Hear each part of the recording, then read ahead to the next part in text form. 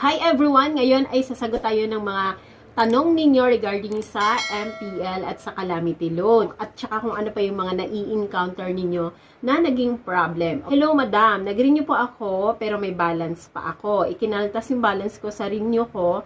Ang tanong ko lang, yung bagong renew na ba ang babayaran ko at clear na ba yung luma or yung una. So, tandaan ninyo guys na kapag halimbawa ang inutang ninyo sa Pag-ibig Fund ay magkakamukha lang, ay magkamukha, is mawawala na po yung unang utang. Like for example, ang nirenew mong utang ay MPL. And then yung previous na utang mo ay MPL din.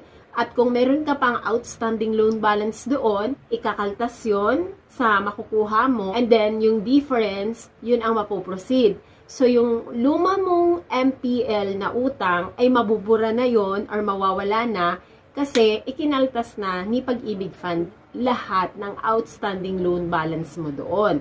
Ngayon, magfo-focus ka na lang sa bago mong utang na MPL. Yun na ang babayaran mo. Case closed na yung luma mong utang or yung nauna mong utang. Pero halimbawa, kung meron kang outstanding loan balance ng MPL at ang inutang mo ay calamity, yun ay magiging dalawa ang utang ninyo. Okay? Kasi magkaiba ng category si MPL at saka si calamity loan. Okay? So, cleared tayo dyan, ha? And then, yung pangalawa naman, ma'am, paano mag-login? Doesn't match po kasi. Okay, so kung ang tinutukoy po ninyo dito ay ang inyong mga virtual Pag-ibig online account, kung hindi kayo makapag-login doon dahil nga, ayan, katulad niyan, doesn't match or does not match, itry nyo muna mag-forget password. Alam nyo, ang tip ko sa inyo, ha, dalian nyo lang yung mga password ninyo. Huwag nyo nang pahirapan yung sarili ninyo. Yung mabilis lang tandaan. Kasi, lalo na kung marami tayong mga password na ginagamit, nakakalito din kasi talaga. So, ngayon, kung yung forget password ay hindi pa rin siya gumana, yung pag nag-forget password ka kasi sa virtual online login account mo, and then, hindi mo maalala yung mga question na ibabato sa'yo, which is, yan din yung mga question na pinili mo. Ikaw mismo ang nag-set niyan at ikaw din yung nagsagot.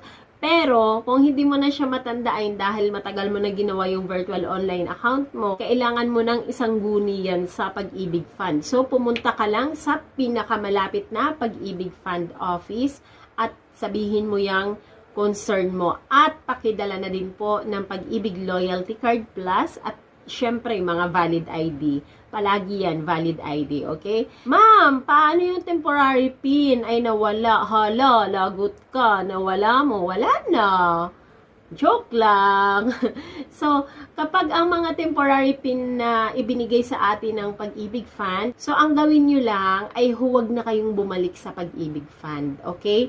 Tingnan ninyo sa likod ng inyong Pag-ibig Loyalty Card Plus kung ano yung bangko na partner. Kasi it's either Union Bank, UB, or Asia United Bank, AUB. So, kung alin man dun sa nabanggit ko, ano man yung partner na yon, ay pumunta na kayo doon at magdala kayo ng mga valid ID. Ang tip ko sa inyo, SSS UMID ID dalhin nyo. Kasi nung nagkaroon ako ng problem sa aking PIN, nakalimutan ko kasi kung ano yung PIN na ginawa ko, nagparipin ako sa Union Bank. May bayad siya na 50 pesos. Ewan ko lang ngayon kung nagtaas sila or same pa din. Tapos ang hinanap sa akin na valid ID ay si SSS UMID ID. So, dalhin nyo na yan, okay? Tapos yung Pag-ibig Loyalty Card Plus. Sabihin nyo lang na nakalimutan nyo ang PIN nyo or gusto mong magparipin kasi nga nawala yung PIN na binigay ng Pag-ibig Fund.